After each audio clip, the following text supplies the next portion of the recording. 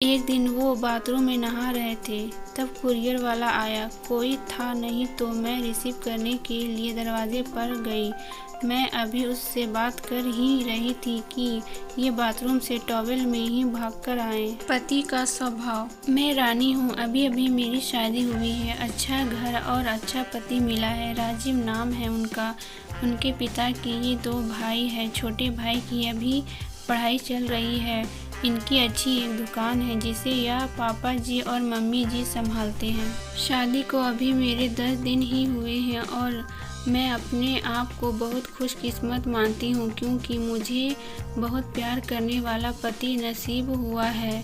सास और ससुर तो पति से भी अच्छे हैं। अभी अभी शादी हुई है तो ज़्यादातर घर पर ही रहते हैं। दुकान अभी पापा और मम्मी संभाल रहे हैं। शादी को अब 1 महीना हो गया था। इनका अभी भी दुकान पर जाना वैसा शुरू नहीं हुआ है। कुछ देर के लिए जाते और फिर वापस आ जाते।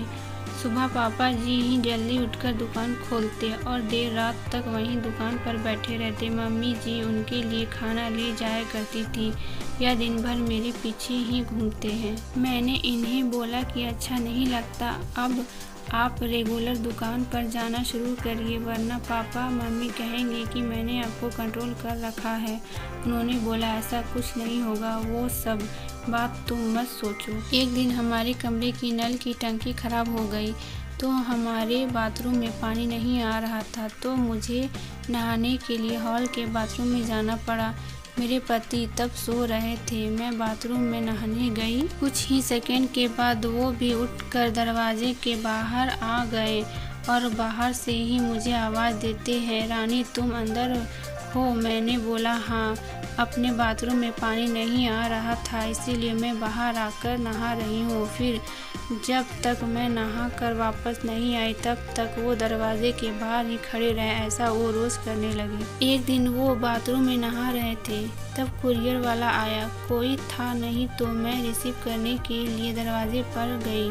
मैं अभी उससे बात कर ही रही थी कि ये बाथरूम से टॉवेल में ही भागकर आए। आते ही मुझे जोर से कहते हैं कि तुम अंदर जाओ। फिर उसके जाने के बाद किचन में आकर मुझे कहते हैं कि इस तरह अनजान आदमी से बात करना सेफ नहीं है, तुम ध्यान रखा करो। फिर इसके बाद मैंने कई बार देखा जैसे जब हम बाहर जाते हैं तब वो मुझे इधर उधर नहीं देखने देते हैं। कहीं खाना खा रहे होते थे तो मेरी नज़र कहाँ है, मैं किसे देख रही हूँ देखते थे। बार बार अपनी जगह बदलते रहते थे।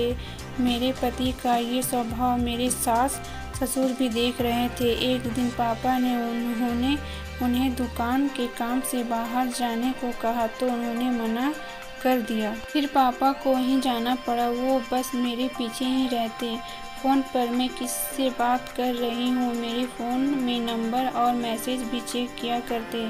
यह सब देखने के बाद मैंने सोच लिया कि अब उनसे बात करनी होगी। इसीलिए फिर एक रात मैंने उनसे कहा कि आपको मैं कैसी लगती हूँ। वो बोले बहुत अच्छी। मैंने कहा आप मुझ पर विश्वास करते हैं? वो बोले क्यों, क्या हुआ? मैंने कहा कि आप जो ये सब कर रहे हैं ये ठीक नहीं लग रहा है। मैं चाहती थी कि मुझे बहुत प्यार करने वाला पति मिले।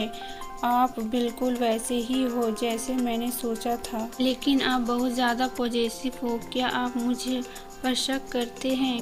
क्या आपको लगता है मैं आपका भरोसा तोड़ दूंगी? वो बोले नहीं, ऐसा नहीं है। फिर मैंने कहा कि आपसे अच्छा पति मुझे नहीं मिल सकता, लेकिन आपको अपने पर थोड़ा नियंत्रण और मुझ पर भरोसा रखना होगा वरना ये आगे चलकर हमारे लिए ही झगड़ा और लड़ाई का कारण बनेगा। मुझे पता है शायद आपको मुश्किल लगेगा लेकिन आप थोड़ा थोड़ा बदलिए, मैं आपके साथ हूँ। वो बोले हाँ मैं कोशिश करूँगा। अगली सुबह मैंने उनको उठाया और कहा कि दुकान आप जाएंगे और खाने के पहले नहीं आएंगे। मैं घर में ही हूँ, चाहे तो आप फ़ोन कर लेना। वे जैसे तैसे मन मार कर गए, कभी रूठ कर तो कभी प्यार से। धीरे धीरे उनकी आदत में सुधारने की कोशिश कर रही हूँ। मैंने एक पत्नी ही अगर पति को नहीं समझाएगी तो कौन समझाएगा। बहुत हद तक मैंने उनका स्वभाव बदल दिया। बात को बढ़ाना नहीं, बात को किसी तरह से सुलझाया जाए ये सोचना चाहिए। हम दोनों में एक बात तय हुई कि हम एक दूसरे के मन में क्या चल रहा है हमेशा एक दूसरे को बताते रहेंगे। बात नहीं करना, अपनी बात मन में ही रहना ही किसी समस्या को जन्म देता है। वीडियो पसंद आया तो लाइक और सब्सक्राइब करें।